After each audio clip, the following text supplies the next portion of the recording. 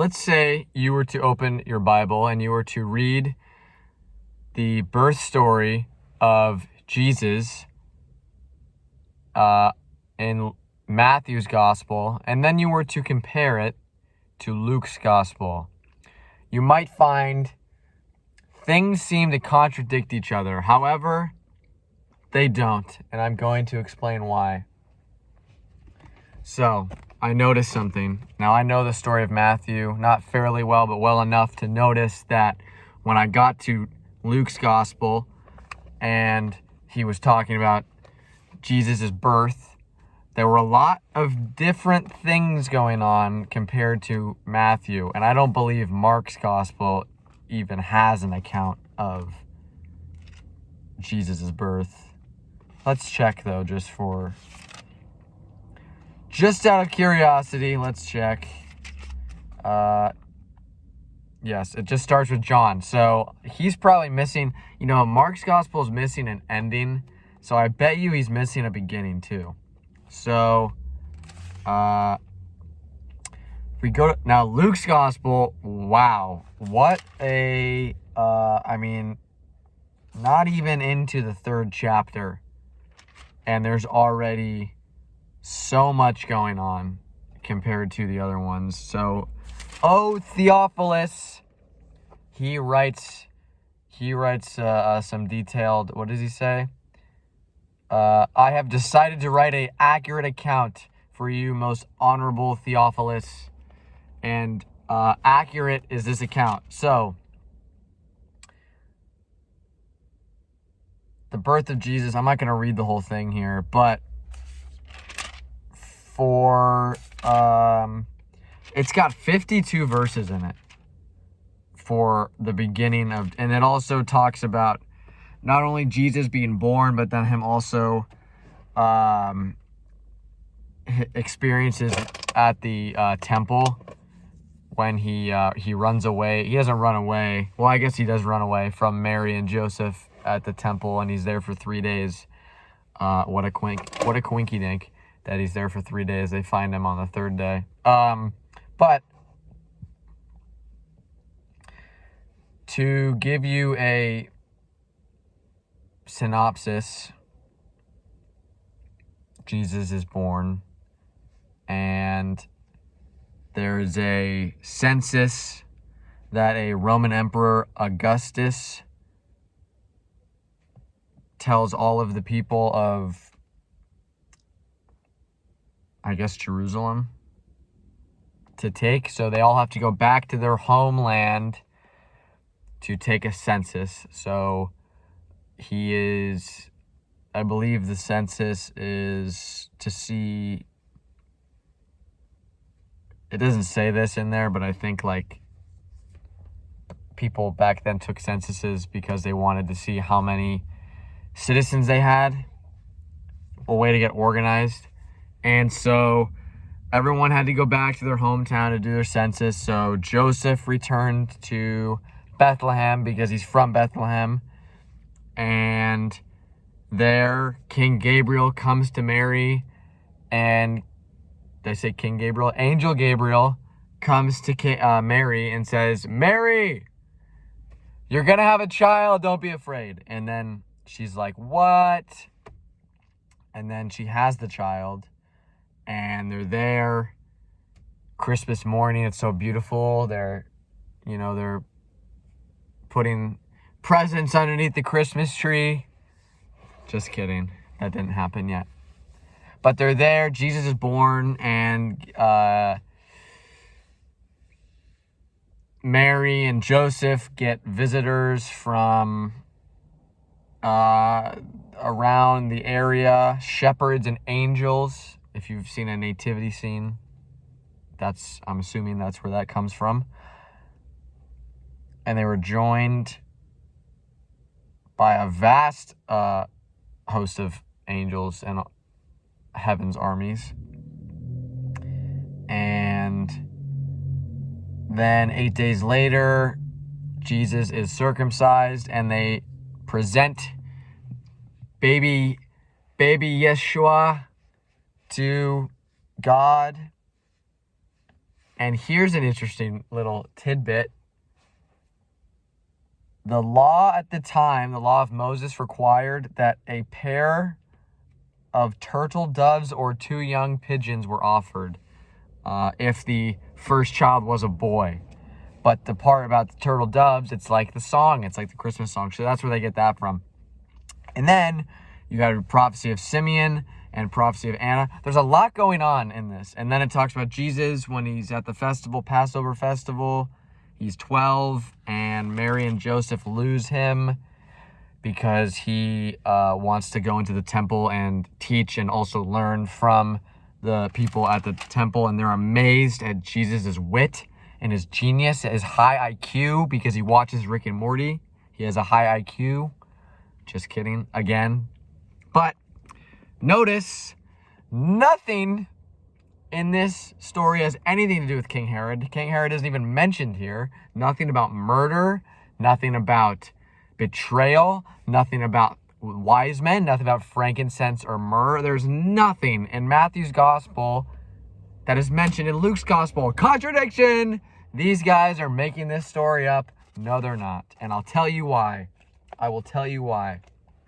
Let's say, for you visual learners out there, I like visual aids personally. Let's say you were looking at a photo.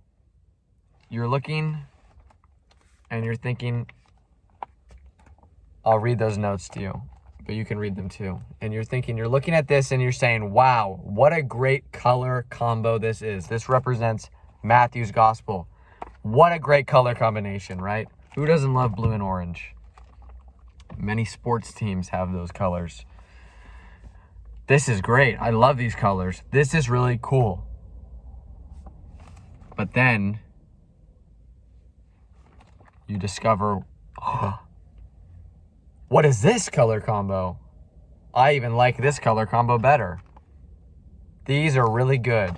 And now I'm questioning, I don't know if I like this first color combo, because now that I'm seeing this one, I almost feel like this one wasn't even true. Because someone told you, hey, these can both coexist at the same time, but you're thinking, no, they can't. There's only 2 squares. If there's only 2 squares, but there's 4 colors, how is it possible that these colors can coexist at the same time? Well, I'll tell you, you were looking at 2 different pictures from a different perspective. What? This is what you're actually looking at. The whole story. You see, Matthew and Luke's gospel are only 2 halves of a whole story. This is 1 half. Well, I guess it's a 4th, but I'm in this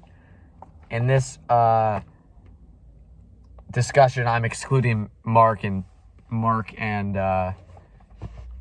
John from this. But in this case, we have 2 halves of a whole story. And now you're thinking, well, I just thought this was funny because you have, okay.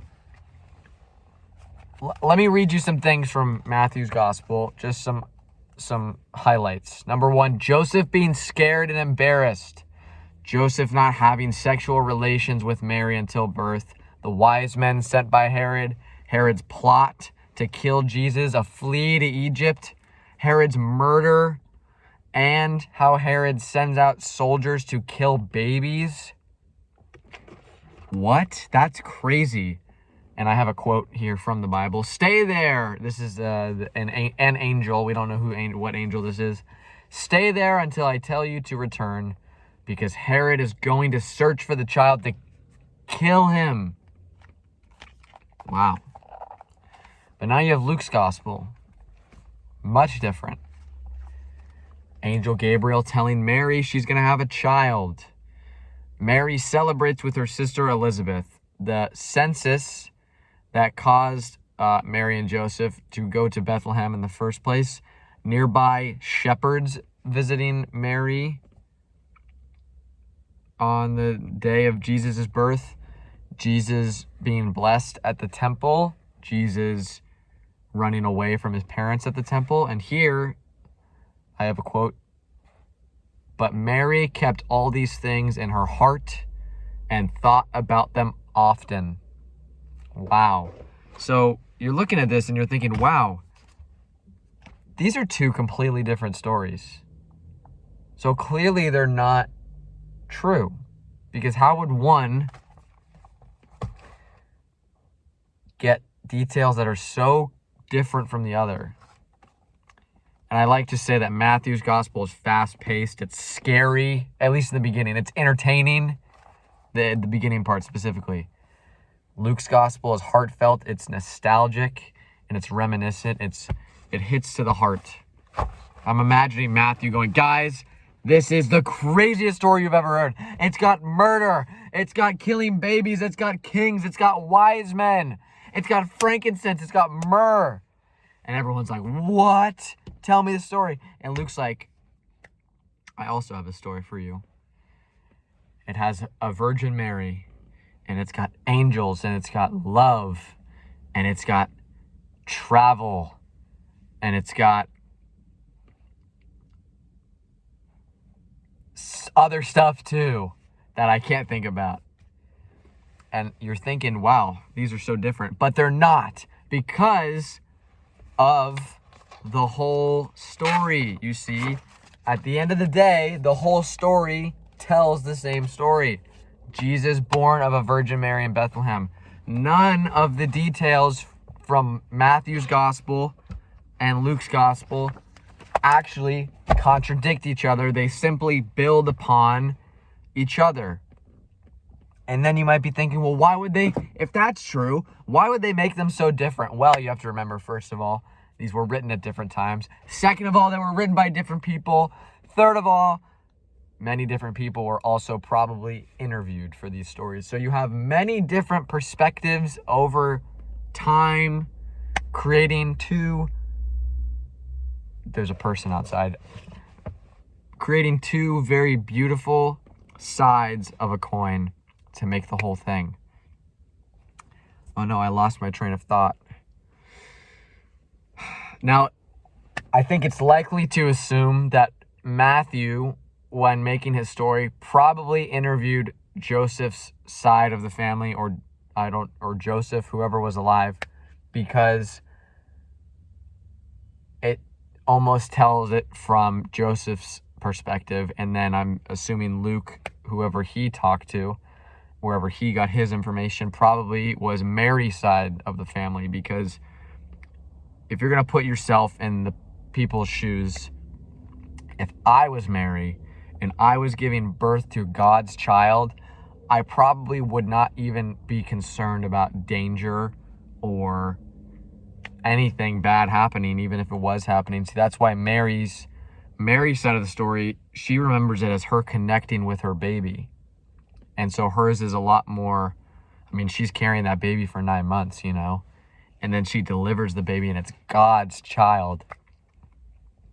So she doesn't care about Herod or the wise men, especially since Matthew has already written his gospel anyway. They don't need to tell any of that stuff because it's already there. And whatever was in Mark's gospel, I don't know. We'll never know, unfortunately. Maybe we will. Maybe something will come up. But then you have Matthew's gospel being told from Joseph. Joseph was probably terrified because he was already, he was already kind of afraid to begin with, because he thought Mary was cheating on him before God had even said anything. Joseph was about to divorce Mary. But then an angel said, no, you got it all wrong. She didn't cheat on you. She's bearing God's child. So Joseph, being a leader of the family, is probably concerned about safety and listening to the angel. So he's probably like, dude, this angel came down. Herod was going to kill a bunch of babies. What's going on? You see? So the point is that they don't actually contradict each other. Nothing in Matthew's gospel or in Luke's gospel directly contradicts one another. They build on top of each other and they make a bigger picture. So that's that.